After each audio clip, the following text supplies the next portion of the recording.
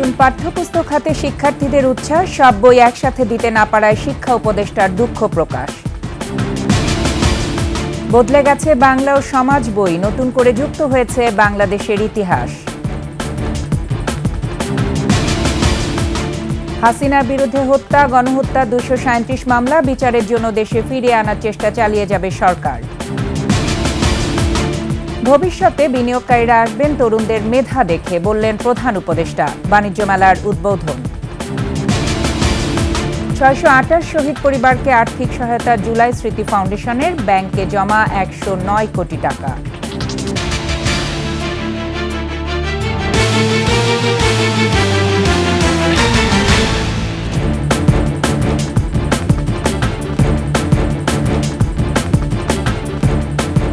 শুনছিলেন সংবাদ শিরোনাম। সন্ধ্যার 21 সংবাদে প্রত্যেককে আমন্ত্রণ জানাচ্ছি, আমি ফারজানা আখি। দর্শক, 21 টেলিভিশনের সংবাদ একই সাথে সরাসরি দেখতে পাবেন আমাদের ফেসবুক পেজ www.facebook.com/2124 অনলাইনে। এছাড়া সাবস্ক্রাইব করতে পারেন www.youtube.com/21etv চ্যানেলে। এছাড়া সংবাদে আরও থাকছে: নতুন বছরে নতুন স্বপ্ন, বিভিন্ন শ্রেণী পেশার মানুষের অপরাজনীতি আর অর্থনৈতিক মুক্তির প্রত্যাশা।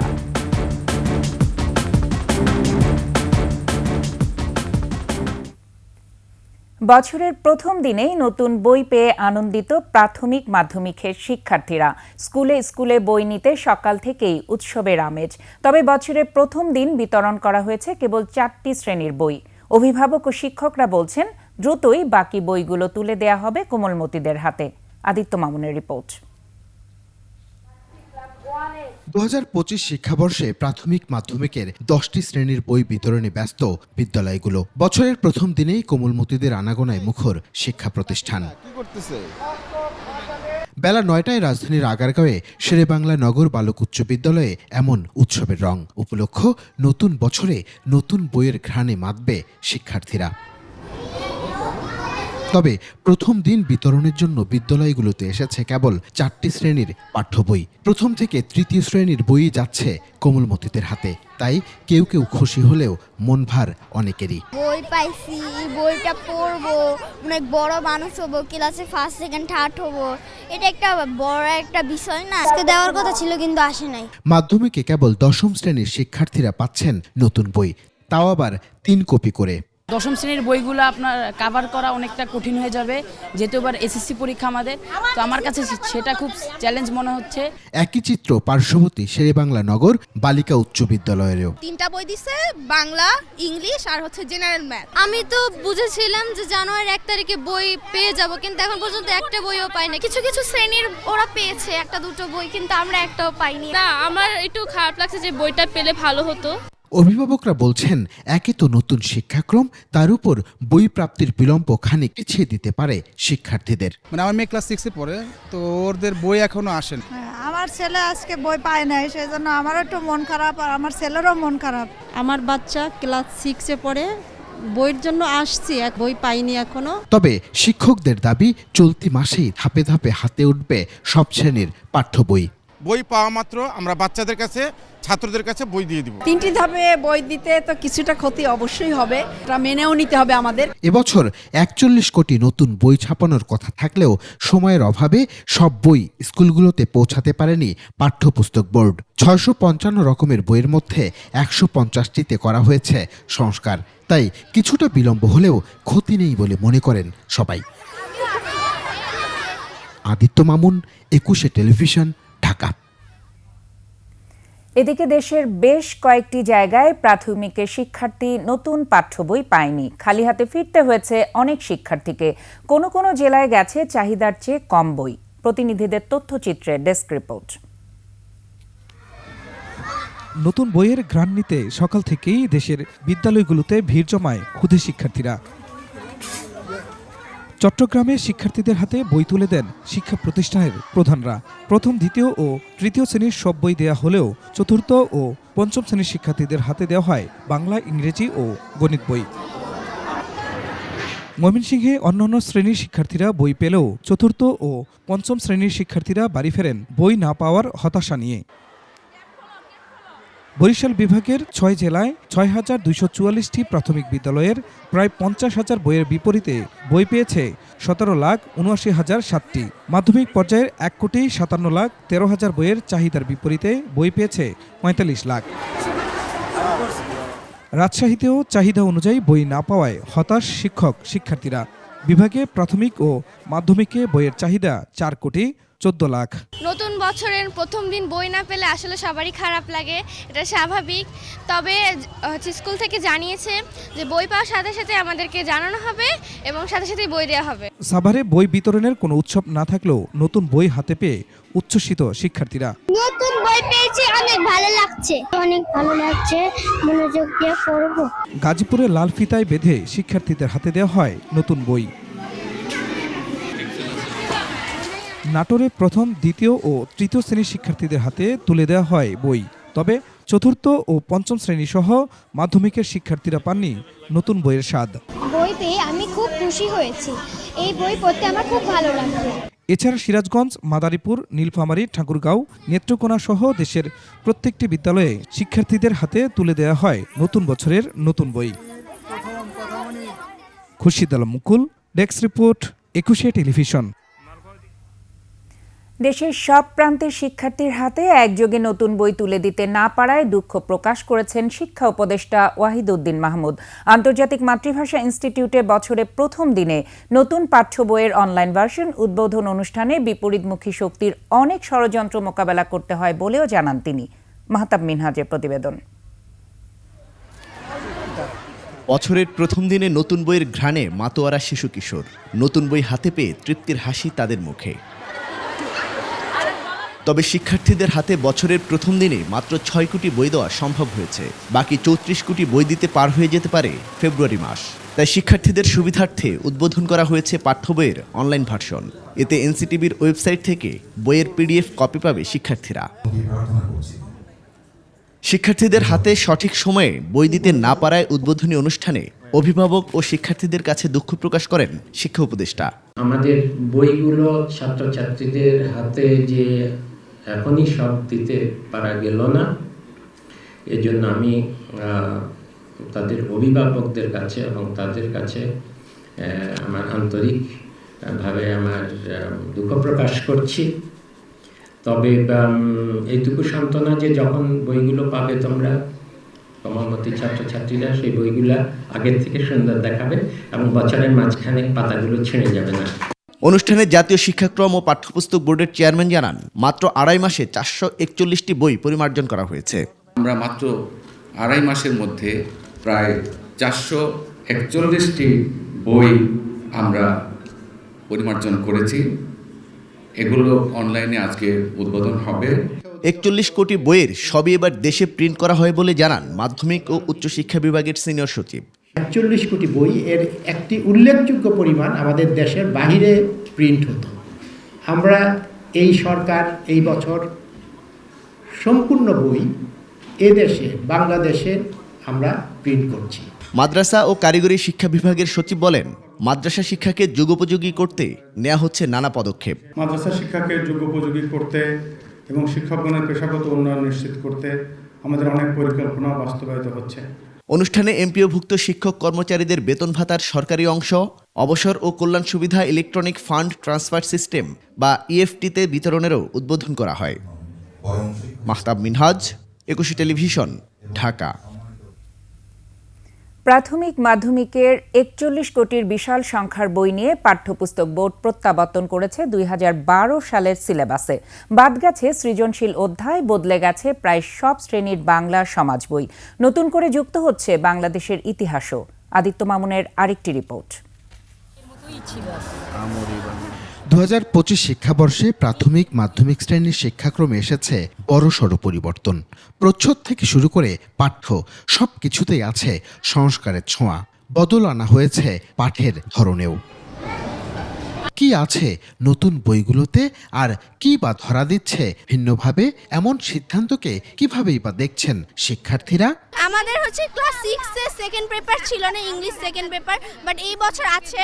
তারপর হচ্ছে বাংলা সেকেন্ড পেপার ছিল না, এই বছর আছে। এখন আমাদের শুধু হাফ ইয়ারলি এবং হচ্ছে অ্যানুয়াল এক্সামই হবে, এখন জাস্ট ওরকম আগের নিয়মে নেই। পুরনো বইয়ের সাথে অবশ্যই অনেকটা গ্যাপ থাকবে আমাদের, যেহেতু 9-এ অন্য একটা বই পড়ছি, 10-এ আর একটা বই, তো আমাদের একটা চাপের মধ্যে থাকতে হবে। পরিবর্তনের গুঞ্জনে কোনো কোনো অভিভাবকও আছেন শঙ্কায়। হঠাৎ করে যদি নতুন কোনো কারিকুলাম চালু করে সেটা তো বাচ্চাদের উপর অবশ্যই ইফেক্ট পড়বে। নতুন নিয়মে পড়াশোনা শুরু হবে, আমরা আশা রাখি যে আগের থেকে এখন আরো মেধাবী ছাত্র তৈরি হবে। শিক্ষার্থীরা এসব পরিবর্তনকে চ্যালেঞ্জ হিসেবে দেখলেও শিক্ষকরা বলছেন ভিন্ন কথা। আমরা যেটুকু জেনেছি কিছু কিছু চ্যাপ্টার চেঞ্জ করা হয়েছে, আগের যেরকম ছিল সেগুলো নেই। নতুন কারিকুলামে যেটা আসছিল যে সব সাবজেক্টে নাচ গান অ্যাড করে ফেলছিল, ওটা ভালো লাগে না। তবে নতুন কারিকুলামে ভালোও ছিল, খারাপও ছিল। 41 কোটি বইয়ের মধ্যে 12 কোটি বই প্রাথমিকের জন্য আর মাধ্যমিক শ্রেণীর জন্য প্রায় 30 কোটি। 150 রকমের বিভিন্ন শ্রেণীর বইয়ে সংযোজন বিয়োজনও আছে। ধর্ম, বাংলা, ইংরেজি, সমাজের মতো বইগুলোতেও আনা হয়েছে পরিবর্তন। 2012 সালের পাঠ্যপুস্তক প্রণয়ন কমিটির সাবেক এই সদস্য তুলে ধরলেন সামগ্রিক পরিবর্তনের চিত্র। এবং আমরা যখন 2021 সালে যখন আমরা নতুন বইগুলো করি, এই 1, 2, 3 যে বইগুলো করি আমরা, সেগুলো কোনো বিতর্কই হয় নাই, এবং পত্রপত্রিকায় এগুলো সুনাম করা হয়েছে। কারণ আমরা হুবহু ওই ক্লাসিক্যাল যে মেথড যেটা বলি আমরা, রবীন্দ্রনাথ এবং আমাদের বিদ্যাসাগরের যে ভাষা শেখানোর যে তারা যে পদ্ধতি অনুসরণ করেন, আমরা সেটা অনুসরণ করেছি। মুক্তিযুদ্ধে বঙ্গবন্ধু ছাড়াও যুক্ত করা হয়েছে আরও যাদের অবদান আছে তাদের। আমরা বলেছিলাম যে শিক্ষাক্রম কখনোই একসাথে শতভাগ বদলানো যায় না, সর্বোচ্চ 10% বদলানো যেতে পারে। এবং এটা ট্রায়াল এন্ড এরর বলি সবসময় আমরা, যে আপনি এটা 10% বদলে দেখবে যে কোনো এটা কাজ করছে কিনা, না হলে আবার বদলাবেন, এরকম করে যায়। তবে এই পরিবর্তন কিংবা সংস্কারগুলো যাচাই বাছাইয়ের ভেতর দিয়ে আরও গভীর পর্যবেক্ষণ দাবি করে বলেও মত তার। উল্লেখযোগ্য তেমন কোনো আর পরিবর্তন এই বইগুলিতে দেখা যায়নি। শুধুমাত্র যুক্ত হয়েছে 24 সালের গণ আন্দোলনের যে গ্রাফিতি, সেগুলি প্রচ্ছদে স্থান পেয়েছে এবং 24-এর আন্দোলনটাকে তুলে ধরা হয়েছে পাঠ্যক্রমে। আদিত্য মামুন, 21 টেলিভিশন, ঢাকা। যাচ্ছি অন্যান্য সংবাদে। জুলাই আগস্টে ছাত্র জনতা অভ্যুত্থান দমনে গণহত্যা ও হত্যা মামলায় সর্বোচ্চ 237 মামলা মাথায় নিয়ে ফেরার ক্ষমতাচ্যুত প্রধানমন্ত্রী শেখ হাসিনা। আন্তর্জাতিক অপরাধ ট্রাইব্যুনালে তার বিরুদ্ধে অভিযোগ জমা পড়েছে কমপক্ষে 95টি, আর মামলা আছে একটি। দ্বিতীয় সর্বোচ্চ 227 মামলার আসামি সাবেক স্বরাষ্ট্রমন্ত্রী আসাদুজ্জামান খান কামাল। ওই 2 মাস ঘিরে শুধু রাজনীতিতে মামলা হয়েছে 345টি। 554 আসামির মধ্যে গ্রেপ্তার হয়েছে 353 জন। সংশ্লিষ্টরা বলছেন মামলাগুলোর তদন্ত চলছে। বাকিটা থাকছে দীপু শিকদারের রিপোর্টে। বিদায়ী বছর 2024 সালের জুলাই মাসে কোটা আন্দোলন ঘিরে উত্তাপ ছড়ায়। ক্রমেই ঢাকা শহরের গণ্ডি পেরিয়ে এই আন্দোলন সংঘাতের রূপ নেয়। আন্দোলন দমাতে আইন শৃঙ্খলা রক্ষাকারী বাহিনী সহ দলীয় নেতাকর্মীদের ব্যবহার করে বিগত সরকার। প্রতিদিন লম্বা হতে থাকে নিহত আর আহতের সংখ্যা। গ্রেফতার হয়েছেন বহু মানুষ। অবশেষে 5 আগস্ট ক্ষমতা ছাড়তে বাধ্য হন তখনকার প্রধানমন্ত্রী শেখ হাসিনা। ছোট বোন শেখ রেহানাকে নিয়ে ভারতে পালিয়ে যান তিনি। অন্তর্বর্তী সরকার ক্ষমতায় আসার পর একের পর এক হত্যা মামলা দায়ের হতে থাকে সাবেক প্রধানমন্ত্রী শেখ হাসিনা, তার ছোট বোন শেখ রেহানা, ছেলে জয়সহ শেখ পরিবারের সদস্যদের বিরুদ্ধে। এ পর্যন্ত শেখ হাসিনার বিরুদ্ধে সর্বোচ্চ 237টি মামলা হয়েছে। পাশাপাশি হাসিনা সরকারের মন্ত্রী, এমপি, শীর্ষ আমলা, সেনা ও পুলিশ কর্মকর্তাদের বিরুদ্ধেও হয়েছে হত্যা মামলা, যার মধ্যে গ্রেপ্তার হয়েছেন 253 জন। এর মধ্যে সাবেক মন্ত্রী সাবের হোসেন চৌধুরী সহ জামিনে মুক্তি পান 25 জন। পুলিশ সদর দপ্তর বলছে গুরুত্ব দিয়ে চলছে এসব মামলা তদন্ত। বৈষম্যবিরোধী ছাত্র জনতার আন্দোলনে ছাত্র জনতার উপর হামলা এবং হত্যা সহ যে সমস্ত মামলা হয়েছে সেই মামলাগুলো তদন্ত কার্যক্রম এগিয়ে চলছে এবং পুলিশ অত্যন্ত গুরুত্বের সাথে প্রত্যেকটি মামলার কিন্তু তদন্ত কার্যক্রম পরিচালনা করছে। এদিকে আন্তর্জাতিক অপরাধ ট্রাইব্যুনালের চিফ প্রসিকিউটর জানিয়েছেন আগামী 3 মাসের মধ্যে তদন্ত সংস্থা শেখ হাসিনার বিরুদ্ধে প্রতিবেদন জমা দিতে পারে। জুলাই আগস্টের অভ্যুত্থান চলাকালীন সময়ে হত্যাকাণ্ড সহ মানবতা বিরোধী অপরাধ এবং গত 16 বছর ধরে গুম, ক্রসফায়ারের মতো যে মানবতা বিরোধী অপরাধ পিলখানা হত্যাকাণ্ড এবং হেফাজতে ইসলামের হত্যাকাণ্ড, মোটা দাগে এই কয়েকটি বিষয়ের অভিযোগ আন্তর্জাতিক অপরাধ ট্রাইব্যুনালে এসেছে। তিনি জানান, আইন মেনে প্রতিটি অভিযোগের সুষ্ঠু তদন্ত শেষ করা হবে। দীপু শিকদার, 21 টেলিভিশন, ঢাকা। শেখ হাসিনাকে দেশে ফিরিয়ে আনার চেষ্টা চালিয়ে যাচ্ছে সরকার। দিল্লি ঢাকা সম্পর্ক এই ইস্যুতে আটকে থাকবে না বলে মন্তব্য করেছেন পররাষ্ট্র উপদেষ্টা মোহাম্মদ তৌহিদ হোসেন। তিনি বলেছেন, প্রতিবেশী সহ সবার সাথে সুসম্পর্ক রাখতে চায় বাংলাদেশ। বিস্তারিত আকবর হোসেন সুমনের রিপোর্টে। ২৪ 5 আগস্ট ছাত্র জনতার অভ্যুত্থানে ক্ষমতাচ্যুত সাবেক প্রধানমন্ত্রী শেখ হাসিনার নামে আন্তর্জাতিক অপরাধ ট্রাইব্যুনাল সহ দেশের বিভিন্ন আদালতে শতাধিক হত্যা মামলা করা হয়েছে। মন্ত্রণালয় সাংবাদিকদের সঙ্গে এ বিষয়ে কথা বলেন পররাষ্ট্র উপদেষ্টা।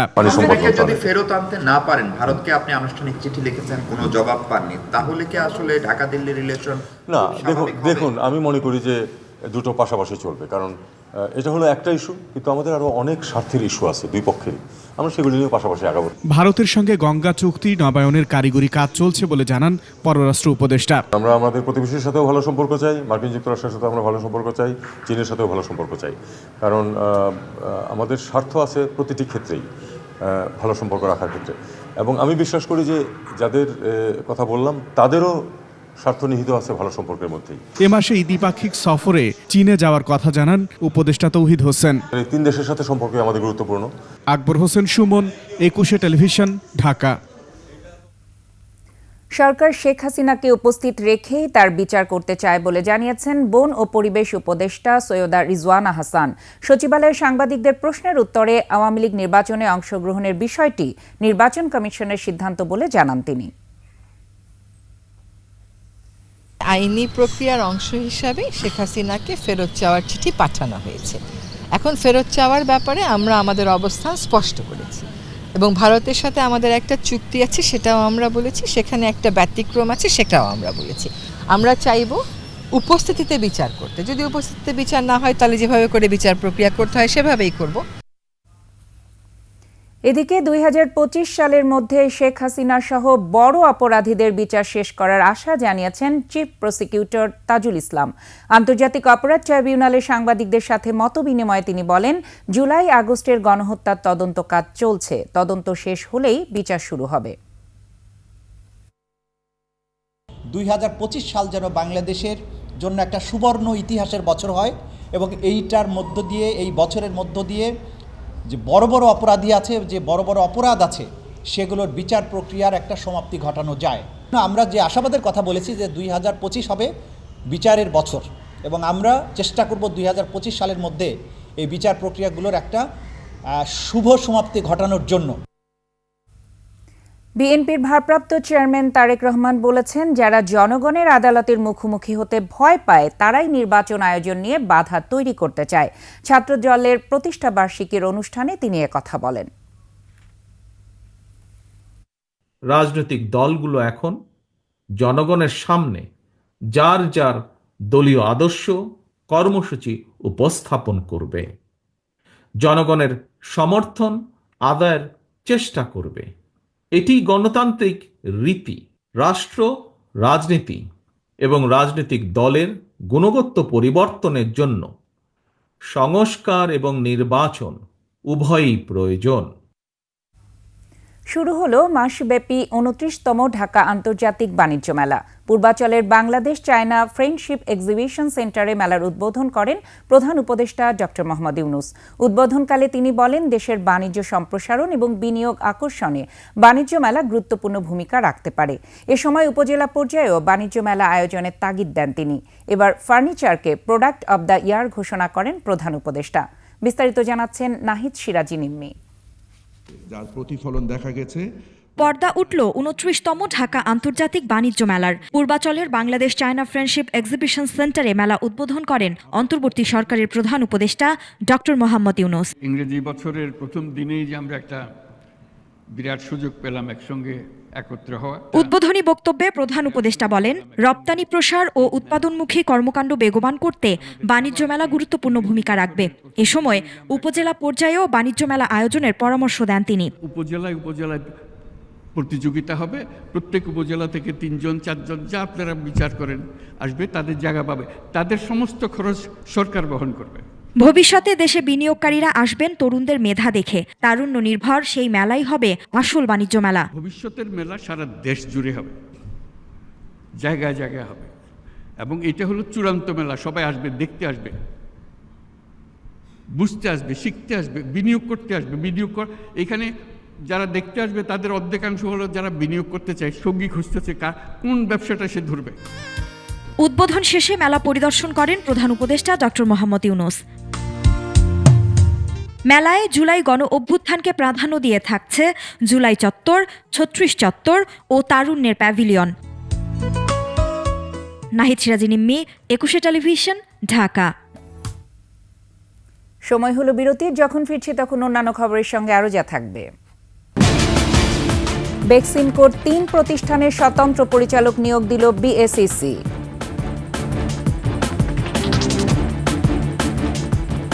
দেখছেন সন্ধ্যার ২১ সংবাদ। সরকারি হিসেবে জুলাই আগস্ট অভ্যুত্থানে শহীদ হয়েছেন ৮২৬ জন। এর মধ্যে ৬২৮টি পরিবারকে সহযোগিতা দেওয়া হয়েছে। জুলাই শহীদ স্মৃতি ফাউন্ডেশনের ব্যাংক হিসেবে জমা আছে ১০৯,২০,২৩,০০০ টাকা। এর মধ্যে ৪৭,৩২,০০,০০০ টাকা বিতরণ করা হয়েছে।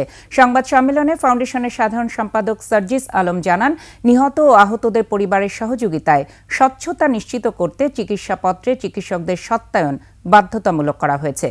দীপু শিকদারের আরেকটি রিপোর্ট। ছাত্র জনতার টানা ১ মাসের আন্দোলনে আওয়ামী লীগ সরকারের পতন হয়। ভারতে পালিয়ে যান আওয়ামী লীগ সভানেত্রী ও সাবেক প্রধানমন্ত্রী শেখ হাসিনা। পরে জুলাই অভ্যুত্থানে নিহত ও আহতদের সহায়তা দিতে এবং স্মরণে রাখতে গড়ে ওঠে জুলাই শহীদ স্মৃতি ফাউন্ডেশন। সেপ্টেম্বর থেকে চলছে তাদের কাজ। সরকারি হিসেবের বরাত দিয়ে সংগঠনটি জানিয়েছে, ছাত্র জনতার আন্দোলনে শহীদ হয়েছেন ৮২৬ জন। এর মধ্যে ৬২৮টি পরিবারকে সহযোগিতা দেওয়া হয়েছে। বাকি রয়েছে ১৯৮টি শহীদ পরিবার। ফাউন্ডেশনের ব্যাংক হিসেবে জমা হয় ১০৯,২০,২৩,০০০ টাকা। এর মধ্যে ৪৭,৩২,০০,০০০ টাকা বিতরণ করা হয়েছে। জমা আছে প্রায় ৬১ কোটি টাকা। সংগঠনের তথ্য অনুযায়ী আন্দোলনে আহত হয়েছেন ১১,৩০৬ জন। এর মধ্যে সহযোগিতা পেয়েছেন ১,৬০১ জন। এসব তথ্যসহ বিস্তারিত তুলে ধরতে বুধবার রাজধানীর শাহবাগে ফাউন্ডেশনের কার্যালয়ে এই সংবাদ সম্মেলনের আয়োজন করা হয়। অক্টোবর মাসে 10%, নভেম্বর মাসে দিয়েছি 30%, বাকি 60 আমরা ডিসেম্বরে দিয়েছি। এটা ইনক্রিজ হচ্ছে। সহায়তা প্রদানে বিলম্ব কেন, এর ব্যাখ্যায় সার্জিস কয়েকটি প্রতিবন্ধকতার কথা তুলে ধরেন। বলেন, স্বাস্থ্য মন্ত্রণালয়ের এমআইএস জেলা প্রশাসনের মাধ্যমে তালিকাটি করেছে। তারা ইনপুট দেওয়ার আগে তারা জেলা প্রশাসনের সাথে যোগাযোগ করে। আমরা ১,৬০১ জন আহতকে চেক বা বিকাশের মাধ্যমে ফান্ড দিয়েছি। তারা এখানে আমাদের যে রিকোয়ার্ড ডকুমেন্ট ফিল আপ করেছে এবং তাদের লিস্ট এমআইএসও আছে। এই দুইটা প্যারামিটার যখন তারা ফিল আপ করেছে তখন তাদেরকে আমরা দিয়ে দিয়েছি, কিন্তু এমআইএসে আছে আমাদের এখানে নেই, তাদেরটা এখন আমরা ছাড়িনি। সার্জিস আরও জানান, ফাউন্ডেশনে মোট ৩৫ জন কাজ করছেন। এতদিন শহীদদের পরিবারকে সহায়তা দেওয়া নিয়ে বেশি কাজ হয়েছে। এখন আহতদের সহায়তা দেওয়ার বিষয়টি গুরুত্ব দিয়ে দেখা হচ্ছে। প্রায়োরিটি থাকবে আমাদের আহত যোদ্ধারা। দীপু শিকদার, ২১ টেলিভিশন, ঢাকা। অন্তর্বর্তী সরকারের সংস্কার কার্যক্রমের আলোকে বার্ষিক কর্মসম্পাদন চুক্তি এপিএ বাস্তবায়নে পর্যালোচনা ও মতামত সহ প্রতিবেদন দাখিলের নির্দেশ দেওয়া হয়েছে উপদেষ্টা পরিষদ বৈঠকে। প্রধান উপদেষ্টার কার্যালয়ে উপদেষ্টা পরিষদ বৈঠকে এ সিদ্ধান্ত হয়। সভাপতিত্ব করেন প্রধান উপদেষ্টা অধ্যাপক ডক্টর মোহাম্মদ ইউনূস। এপিএ কাঠামো পুনর্গঠনে অর্থ উপদেষ্টার নেতৃত্বে সংশ্লিষ্ট বিশেষজ্ঞের পর্যালোচনামূলক মতামত সহ প্রতিবেদন মন্ত্রিপরিষদ বিভাগে প্রেরণের নির্দেশনা দেওয়া হয়। এছাড়া ইট ভাটা কেন্দ্রিক বায়ু দূষণ নিয়ন্ত্রণে ভবিষ্যৎ কর্মপরিকল্পনা নির্ধারণের পাশাপাশি জাতীয় রাজস্ব বোর্ড থেকে এয়ার পিউরিফায়ার বিদ্যমান শুল্ক হ্রাস করে এর ব্যবহার সম্প্রসারণের উদ্যোগ গ্রহণের সিদ্ধান্ত হয় বৈঠকে।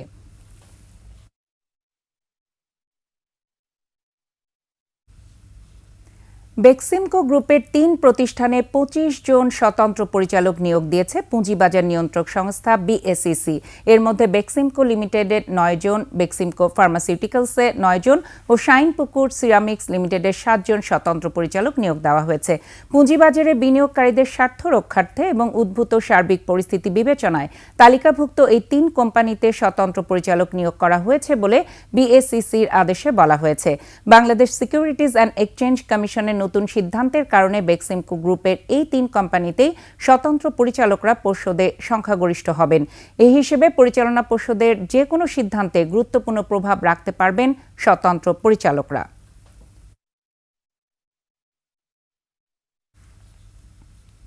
সাবেক আইনমন্ত্রী আনিসুল হকের বিরুদ্ধে 146 কোটি টাকার অবৈধ সম্পদ অর্জনের অভিযোগে মামলা করেছে দুর্নীতি দমন কমিশন।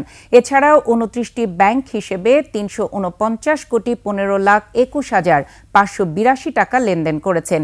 এদিকে নাটোর 1 আসনের সাবেক এমপি শহীদুল ইসলাম বকুলের বিরুদ্ধে 2 কোটি টাকার দুর্নীতি মামলা করেছে দুদক।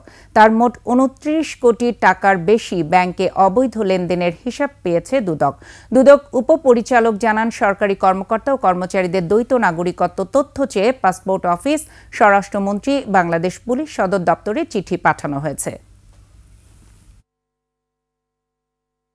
অভিযোগ সংশ্লিষ্ট জনাব আনিসুল হক সাবেক মন্ত্রী পাবলিক সার্ভেন্ট হিসাবে অপরাধমূলক অসদাচরণ এবং ক্ষমতার অপব্যবহার পূর্বক জ্ঞাত আয়ের উৎস বহির্ভূত সম্পদ অর্জনের অভিযোগে মামলা রুজু করা হয়েছে। জনাব শহীদুল ইসলাম বকুল সাবেক সংসদ সদস্য 2,27,49,000 টাকার বেশি সম্পদের মালিকানা অর্জন ও দখলে রাখা একটি মামলা রুজু করা হয়েছে।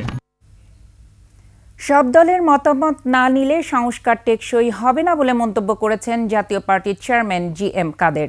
দলের প্রতিষ্ঠা বার্ষিকী উপলক্ষে জাতীয় পার্টির কেন্দ্রীয় কার্যালয়ের সামনে আলোচনা সভায় তিনি বলেন, জাতীয় পার্টি সহ দেশের বড় রাজনৈতিক দল ছাড়া নির্বাচনও গ্রহণযোগ্য হবে না। বৈষম্যমুক্ত দেশের কথা বলা হলেও ফ্যাসিস্ট শক্তির দোসর বলে রাজনীতিতে বিভাজন করা হচ্ছে। বিনা বিচারে নির্যাতন, হয়রানি, মামলা দেওয়া, বাড়িঘর, ব্যবসা প্রতিষ্ঠানে হামলা করা হচ্ছে বলেও অভিযোগ করেন তিনি। অগ্রাধিকার হত্যার বিচার, এবং শুধু হত্যার বিচার নয়, এখন আপনি এর সঙ্গে লাগিয়েছেন খুন, গুম এবং যত ধরনের হত্যা হয়েছে এই কত 15 বছরে সবগুলির বিচার। আমরা সবগুলির বিচার চাই, কিন্তু এগুলো তো একটা স্বাভাবিক প্রসেস হতে হবে। স্বাভাবিক সরকার করবে, সময় মতো করবে। আমরা সর্বাত্মক সহযোগিতা করতে প্রস্তুত আছি বর্তমান সরকারের সঙ্গে, যে কোনোভাবেও, এবং আমাদেরকে সঠিকভাবে আপনারা মূল্যায়ন করেন। দেশের সব লোককে নিয়ে একটি গ্রহণযোগ্য আপনার নির্বাচনের ব্যবস্থা করেন। অনিয়ম, ঘুষ, কাজে অবহেলা, অসদাচরণের অভিযোগ করে বিভিন্ন জেলার 12 জন বিচারকের বিরুদ্ধে ফোন কল এসেছে সুপ্রিম কোর্ট হেল্পলাইন সেন্টারে। এক বিবৃতিতে সুপ্রিম কোর্ট জানায়, ঘুষ, অনিয়মের মোট 33টি অভিযোগ আসে। এছাড়াও হাইকোর্ট বিভাগের কর্মকর্তা কর্মচারীর বিরুদ্ধে 3টি, জেলা আদালতের কর্মচারীদের বিরুদ্ধে 6টি অভিযোগ আসে। এদের বিরুদ্ধে আইনি ব্যবস্থা নেওয়া হচ্ছে। এ পর্যন্ত সারা দেশ থেকে 1003টি কল গ্রহণ করা হয়েছে। আইনি পরামর্শ দেওয়া হয়েছে 604টি। বিভিন্ন মামলার তথ্য জানতে চেয়ে 344টি কল আসে। বিলম্ব সেবা প্রাপ্তি 55টি কল আসে। 33টি কল আসে ঘুষ, অনিয়ম, অসদাচরণ, যার মধ্যে 12 জন বিচারক রয়েছে, 6টি অভিযোগ আইনজীবীর বিরুদ্ধে। নববর্ষ উদযাপনের সময় ধানমন্ডির স্বপ্ন শপিং মলের সামনে ফানুস থেকে আগুন ধরে যায় বলে কল আসে জাতীয় জরুরি সেবা 999-এ।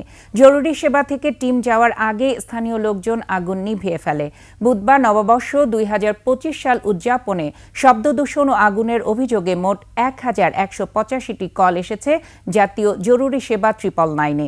বিবৃতিতে বলা হয়, রাজধানীর বিভিন্ন জায়গা থেকে 387টি শব্দদূষণের কল আসে। দেশের অন্যান্য স্থান থেকে শব্দ দূষণের 798টি কল এসেছে। খ্রিস্টীয় নতুন বছরে স্বপ্ন বুনতে শুরু করেছেন দেশের বিভিন্ন শ্রেণী পেশার মানুষ। ফ্যাসিবাদ মুক্ত বাংলাদেশ, অপরাজনীতি ও অর্থনৈতিক মুক্তির প্রত্যাশা তাদের। সেই সঙ্গে শিক্ষাঙ্গনে স্বাভাবিক অবস্থা ফেরানোর পাশাপাশি এক নতুন বাংলাদেশ গড়ার প্রত্যয় প্রতিফলিত হচ্ছে জনমনে। বিস্তারিত সঞ্জয় অধিকারী রিপোর্টে। 24-এর মধ্যভাগে হাসিনা সরকারের পতনের মধ্য দিয়ে ফ্যাসিবাদ মুক্ত হয়েছে দেশ। রাজনীতির অঙ্গনে ঘটে গেছে আমূল পরিবর্তন। এই অবস্থায় নতুন বছরে এক বৈষম্যহীন দেশ গড়ার স্বপ্ন তৈরি হয়েছে মানুষের মনে। রক্তাক্ত অভ্যুত্থানের মধ্য দিয়ে যে গণতান্ত্রিক রাষ্ট্র কাঠামো বিনির্মাণের স্বপ্ন দেখছে, বৈষম্যহীন বাংলাদেশের স্বপ্ন দেখছে, আমাদের একটা প্রত্যাশা থাকবে যে 2025 বাংলাদেশের জন্য একটা নতুন বার্তা নিয়ে আসবে, একটা নতুন সম্ভাবনার দুয়ার নিয়ে আসবে। স্বৈরাচার সরকারের পতনে মুখ্য ভূমিকা রেখেছেন শিক্ষার্থীরা। গত 1.5 দশকে দেশের শিক্ষাঙ্গনে যে অরাজকতা চলেছে তা থেকে মুক্তি মিলেছে। এখন স্বপ্নের বাংলাদেশ গঠনে নবপ্রত্যাশা তৈরি হয়েছে। আমরা প্রত্যাশা করি 24 ডিসেম্বরের সাথে সাথে নতুন 25-এর আগমনে আমাদের ছাত্র রাজনীতি এবং দেশ ও জনগণের মাঝে শৃঙ্খলা ফিরে আসবে এবং গ্রহণযোগ্য ছাত্র রাজনীতি পুনরায় প্রতিষ্ঠা পাবে, ক্যাম্পাসগুলোতে সন্ত্রাস দমন হবে এবং শিক্ষার সঠিক পরিবেশ সৃষ্টি হবে। আমরা পিছনে যেভাবে ফ্যাসিবাদের বিরুদ্ধে লড়েছি, বিভিন্ন ক্যাম্পাসে রাজনৈতিক একটি সন্ত্রাসী গোষ্ঠীর বিরুদ্ধে আমরা লড়েছি, আমরা চাইব এবং আমরা এই দিকে সজাগ থাকব এর পুনরাবৃত্তি যেন এই দেশে আর না করতে পারে। শেখ হাসিনার শাসনামলে দেশের আর্থিক খাতে যে বিপর্যয় নেমে এসেছিল, অলিগার্কদের পতনে সেটিও ঘুরে দাঁড়াতে শুরু করেছে। তবে বিশ্লেষকেরা বলছেন, অর্থনীতির ভিত শক্ত করতে নতুন বছরে কঠিন চ্যালেঞ্জ মোকাবিলা করতে হবে। আমাদের প্রধান প্রত্যাশা থাকবে লিকুইডিটি সিচুয়েশনটা যাতে আর একটু ইজি হয়। তো ইজি হওয়ার জন্য বাংলাদেশ ব্যাংকের ক্রেডিট মনিটরি পলিসিটার দিকে আমরা তাকিয়ে থাকবো যে মনিটরি পলিসিটা কেমন হচ্ছে, ক্রেডিট এক্সপ্যানশনটা হবে কিনা, ইন্টারেস্ট রেটটা একটু কমবে কিনা, সাথে সাথে এনপিএল একটা বড় ধরনের কনসার্ন এবছর। গণ অভ্যুত্থানের মাধ্যমে জঞ্জাল পরিষ্কারের যে অভিযান শুরু হয়েছে সেটি সফল হলেই সার্থক হবে আগামীর বাংলাদেশ। সঞ্জয় অধিকারী, 21 টেলিভিশন, ঢাকা। আবারও বিরতি, যখন ফিরছি তখন অন্যান্য খবরের সঙ্গে আরও যা থাকবে। যুক্তরাষ্ট্রে নববর্ষ উদযাপনের অনুষ্ঠানে উঠিয়ে দেওয়া হলো গাড়ি, নিহত কমপক্ষে 10। সন্ধ্যার 21 সংবাদে আবারও আমন্ত্রণ। শুরুতেই আভিভা ফিন্যান্স লিমিটেড বাণিজ্য সংবাদ।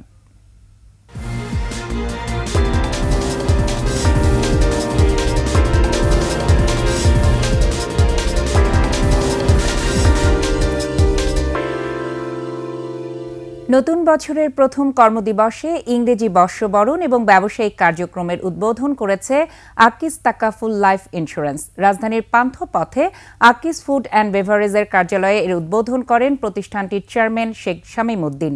এ সকল বীমা গ্রাহক, প্রতিষ্ঠানের সর্বস্তরের কর্মকর্তা কর্মচারী, শুভানুধ্যায়ী ও দেশবাসীকে শুভেচ্ছা জানান তিনি। আকিস তাকাফুল লাইফ ইন্স্যুরেন্স বীমা গ্রাহকের প্রত্যাশা পূরণ ও আস্থা অর্জনে কাজ করছে বলে উল্লেখ করেন শেখ শামীম উদ্দিন। অনুষ্ঠানে প্রতিষ্ঠানটির মুখ্য নির্বাহী কর্মকর্তা মোহাম্মদ আলমগীর চৌধুরী সহ অন্যান্যরা উপস্থিত ছিলেন।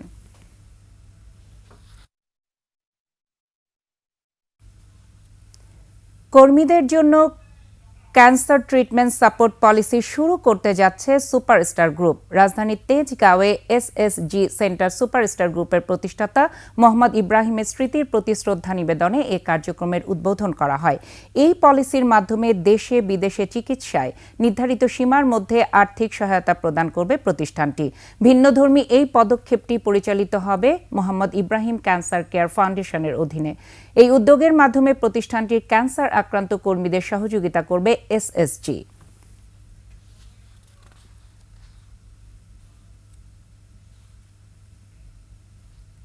সোনালী লাইফ ইন্স্যুরেন্স আন্তর্জাতিক সংবাদ।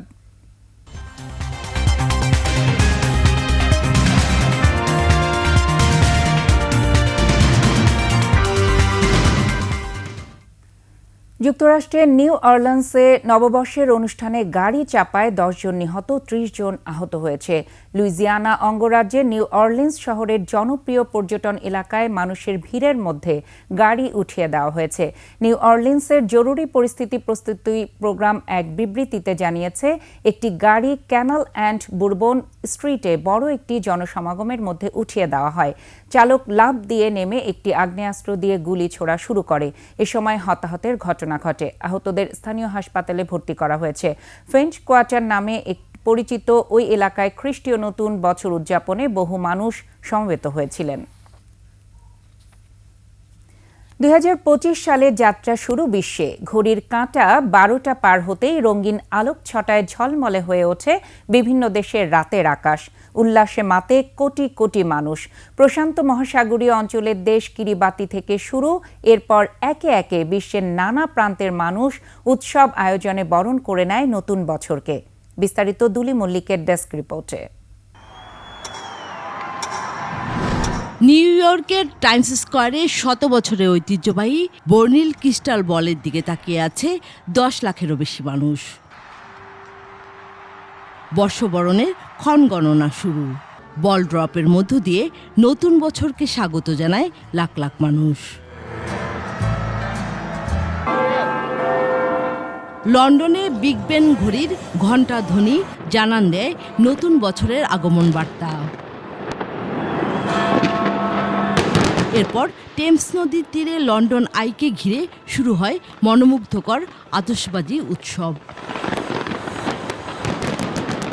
তবে বৈরী আবহাওয়ার কারণে স্কটল্যান্ড সহ বেশ কিছু স্থানে বাতিল করা হয় কর্মসূচি। ফ্রান্সের প্যারিসের অ্যাভিনিউ দে টেমস এলিসিসে লেজারের আলোয় জ্বলে ওঠে 2025। এরপর শুরু হয় আতশবাজির উৎসব। গ্রিসে বর্ষবরণ উদযাপন ছিল একটু ভিন্ন। বন্য ও গৃহপালিত প্রাণীদের ওপর চাপ এড়াতে এথেন্সের অ্যাক্রোপলিসে প্রাচীন পার্থেনন মন্দিরে নমনীয় আলোক প্রদর্শনী হয়। এছাড়া ইউরোপের স্পেন, জার্মানি সহ বিভিন্ন দেশে আতশবাজি উৎসবের মধ্য দিয়ে নতুন বছরকে বরণ করে নেওয়া হয়। মধ্যপ্রাচ্যের সিরিয়ায় বাশার আল আসাদ সরকারের পতনের পর প্রথম বর্ষবরণ। দামেস্কেতে পতাকা নেড়ে নতুন বছরকে স্বাগত জানায় সিরিয়ানরা।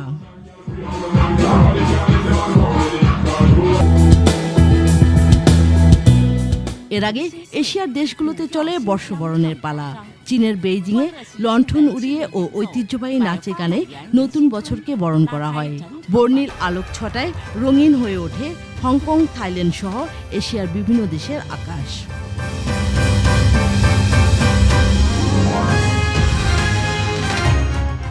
দুলি মল্লিক, ডেস্ক রিপোর্ট, 21 টেলিভিশন। 4 মাসেই ম্যাজিক্যাল কিছু করা যায় না বলে মন্তব্য করেছেন বাংলাদেশ ক্রিকেট বোর্ডের সভাপতি ফারুক আহমেদ। বছরের শুরুতে নিজের কাজের সার্বিক মূল্যায়ন করতে গিয়ে এমনটাই বলেন তিনি। তার মতে ভালো খারাপের সংমিশ্রণেই এগুচ্ছে বাংলাদেশ ক্রিকেট বোর্ড। আর বিপিএলকে সত্যিকারের লিগ বানানোর চেষ্টা করছে বোর্ড। এর পাশাপাশি ভালো উইকেট তৈরির কথাও বলেন তিনি। পারভেজ খোকনের রিপোর্ট। বিসিবি সভাপতি হিসেবে গেল বছরের আগস্টে দায়িত্ব পান ফারুক আহমেদ। নতুন সভাপতি হিসেবে দায়িত্ব নেয়ার পর দেশের ক্রিকেট নিয়ে সমর্থকদের প্রত্যাশা আরও বেড়েছে। তবে ফারুক আহমেদ জানান 4 মাসেই ম্যাজিক্যাল কিছু করা যাবে না। মিরপুর শেরেবাংলার মাঠে গণমাধ্যমে মুখোমুখি হন ফারুক আহমেদ। পাকিস্তানে 2টি সিরিজ জয়, ভারতে 2টি টেস্টে হার, ওয়েস্ট ইন্ডিজের সাথে 1টি করে জয় ও হার, ঢাকায় আবার 2টি হোম সিরিজে হার। টি-20তে ওয়েস্ট ইন্ডিজে গিয়ে তাদের বিপক্ষে জয়। পরিসংখ্যান হিসেবে ভালো খারাপের সংমিশ্রণ বলছেন বিসিবি সভাপতি। ইটস লাইক মিক্সচার, বাট আমি কিন্তু খুব রেজাল্ট, ডেফিনেটলি আমরা যাই করি রেজাল্ট ওরিয়েন্টেড, বাট রেজাল্ট পেতে চাইলে আপনার কিছু প্রসেসের মধ্যে যাওয়া দরকার। প্রসেসটা যদি আপনি ঠিক করতে পারি তাহলে কিন্তু ওইটা হলে গিয়া একটা লজিক্যাল সিকোয়েন্স, মানে আপনার রেজাল্ট আসবে। এখন এই জন্য একটু ধৈর্য ধরতে হবে। আমার মাত্র 4 মাস, আপনি বললেন 4 মাসে আসলে ম্যাজিক কিছু করা যাবে না। চলতি বিপিএলে খেলা হয়েছে মাত্র 2 দিন। তার দায়িত্বে এবারে হচ্ছে বিপিএল। টিকিট নিয়ে সমর্থকদের মাঝে জটিলতা শুরু হলেও সবকিছু ঠিক সামলে নিতে চান তিনি। বিপিএলকে আরো পরিপূর্ণ করে তুলতে চান ফারুক আহমেদ। আমরা একটা নতুন এরিনাতে প্রবেশ করেছি ডিজিটাল প্ল্যাটফর্মে, যেটা আপনি যত বিদেশে টুর্নামেন্ট দেখেন, এটা আলটিমেটলি হয় কি, ওয়ান পার্টিকুলার একটা জিনিস ইমপ্রুভ করলে কিন্তু টুর্নামেন্টে আপনি ওয়ার্ল্ড ক্লাস করতে পারবেন না। আমরা চেষ্টা করছি হলে গিয়ে বিপিএলটাকে একটা রিয়েল ফ্র্যাঞ্চাইজি টুর্নামেন্ট, যে টুর্নামেন্টে ফ্র্যাঞ্চাইজি ওনাররা ফিল করে, এই ফ্র্যাঞ্চাইজিটা যাতে আপ হয়। কথা বলেন বিপিএলে ক্রিকেটারদের পারিশ্রমিক নিয়েও। প্রত্যেকটা ফ্র্যাঞ্চাইজি ওনার সাথে ডে 1 থেকে যোগাযোগ করে তাদের বলা যে টাকাটা তাদের দিতে হবে সবার তরফ থেকে। তার মানে তা না যে প্লেয়াররা পয়সা পাবে না। ওইটার জন্য আমরা আলাদা পদক্ষেপ নিয়েছি, তাদের বলছি আমি প্রেসিডেন্ট হিসাবে তাদের সাথে সরাসরি কথা বলছি, কেননা তাদের জন্য আমরা অনেক কিছু করার চেষ্টা করছি ফ্র্যাঞ্চাইজি। বোর্ডে নিজের কাজের পাশাপাশি খেলোয়াড়দের নিয়ে ভালো কিছু করতে চান বিসিবি সভাপতি। পারভেজ খোকন, একুশে টেলিভিশন। বিপিএল এর আগামী আসরেই দেখা যেতে পারে নারী আম্পায়ার, তবে সরাসরি মাঠে নয়, টিভি কিংবা ফোর্থ আম্পায়ার দিয়ে শুরু হতে পারে বলে জানালেন দেশের প্রথম আন্তর্জাতিক নারী আম্পায়ার সাথীরা জাকির জেসি। অন্যান্য দেশের তুলনায় অনফিল্ড আম্পায়ারদের পাশাপাশি টিভি আম্পায়ার হিসেবেও পিছিয়ে বাংলাদেশ। একুশে টেলিভিশনকে দেয়া সাক্ষাৎকারে এমনটাই জানান সাথিয়া জাকির জেসি। পারভেজ খোকনের আরেকটি রিপোর্ট। প্রথমবারের মতো আইসিসি প্যানেলে যুক্ত হয়েছেন বাংলাদেশের নারী ম্যাচ রেফারি ও নারী আম্পায়ার। তারই একজন সাথীরা জাকির জেসি। ক্রিকেটে পুরুষদের পাশাপাশি দেশ ও বিদেশের মাটিতে অসাধারণ পারফরমেন্স করে চলেছেন বাংলাদেশের নারীরা। শুরু হয়েছে বিপিএল এর 11তম আসর। নতুন বছরে ভিন্ন রূপে চলছে এবারের বিপিএল। চলতি বছরে সুযোগ না থাকলেও আগামী বছরে নারী আম্পায়ার হিসেবে বিপিএল এর সুযোগ থাকছে বলে মনে করেন সাথীরা জাকির জেসি। আশা করছি যে খুব তাড়াতাড়ি হয়ে যাবে, এবারই হয়তোবা হয়ে যেত। আমি নিজেও আন্ডার-19 ওয়ার্ল্ড কাপে যাচ্ছি, সো বিপিএল এর মানে আর 6-7 দিন পরেই, সো সুযোগ হয়তোবা খুব বেশি নেই এই বছর, বাট আশা করছি নেক্সট ইয়ার আপনারা সবাই দেখতে পারবেন একজন বা দুজনের ইনক্লুশন, সেটা হয়তোবা টিভি আম্পায়ার, ফোর্থ আম্পায়ার দিয়ে শুরু হবে। অনফিল্ড আম্পায়ারদের চেয়ে টিভি আম্পায়ার হিসেবে পিছিয়ে বাংলাদেশের নারী আম্পায়াররা, তবে ধীরে ধীরে মেয়েদের আম্পায়ারিং এ আরো জায়গা বাড়ছে। বাংলাদেশে যেমন আমাদের অনফিল্ড আম্পায়াররা বেশ ভালো, কিন্তু যখন টিভির ব্যাপারটা আসে, টিভি আম্পায়ারের ব্যাপারটা আসে, আমরা তখন পিছিয়ে যাই, কারণ আমাদের এখানে ডোমেস্টিকে আমাদের সেই প্র্যাকটিসটা করার সুযোগ হয় না। যদিও সেটা ছেলেদের ক্ষেত্রেও সেম, শুধু ছেলে মেয়ে সবার ক্ষেত্রেই সেম। গত 2 বছরে মেয়েদের ওয়ার্ল্ড কাপ ও নারী এশিয়া কাপে ম্যাচ রেফারি হিসেবে সবাই ছিলেন নারী আম্পায়ার। আর এবারের বিপিএল এর আগে প্রথমবারের মতো এনসিএল টি20 আম্পায়ারিং এ শুরু করেছে বিসিবি। আমার এখনো মনে হয় যে বাংলাদেশের আম্পায়াররা ডেফিনেটলি অনেক ভালো আম্পায়ার, কারণ আমরা তো ওয়ার্ল্ডের অনেক জায়গায় আম্পায়ারিং করে এসেছি আমি। সো আমি যখন অন্যদের দেখি, আমার কাছে অনেক সময় মনে হয় যে অ্যাটলিস্ট আমাদের বাংলাদেশের 1-2 মেয়ে আম্পায়ার এই জায়গাটা আসতে পারে, ডিজার্ভ করে। পুরুষদের পাশাপাশি নারীরাও এগিয়ে যাচ্ছে। নারীরা আরো সুযোগ পেলে ক্রিকেটের সবখানেই ভালো করতে পারবেন বলে মনে করছেন সাথীরা জাকির জেসি। পারভেজ খোকন, একুশে টেলিভিশন। আর এরই সাথে শেষ করছি সন্ধ্যার 21 সংবাদ। তবে যাবার আগে সংবাদ শিরোনামগুলো জানাচ্ছি আরও একবার। নতুন পাঠ্যপুস্তক হাতে শিক্ষার্থীদের উচ্ছ্বাস, সব বই একসাথে দিতে না পারায় শিক্ষা উপদেষ্টার দুঃখ প্রকাশ। বদলে গেছে বাংলা ও সমাজ বই, নতুন করে যুক্ত হয়েছে বাংলাদেশের ইতিহাস। হাসিনার বিরুদ্ধে হত্যা, গণহত্যা 237 মামলা, বিচারের জন্য দেশে ফিরিয়ে আনার চেষ্টা চালিয়ে যাবে সরকার। ভবিষ্যতে বিনিয়োগকারীরা আসবেন তরুণদের মেধা দেখে, বললেন প্রধান উপদেষ্টা। বাণিজ্য মেলার উদ্বোধন। এবং 628 শহীদ পরিবারকে আর্থিক সহায়তা জুলাই স্মৃতি ফাউন্ডেশনের, ব্যাংকে জমা 109 কোটি টাকা।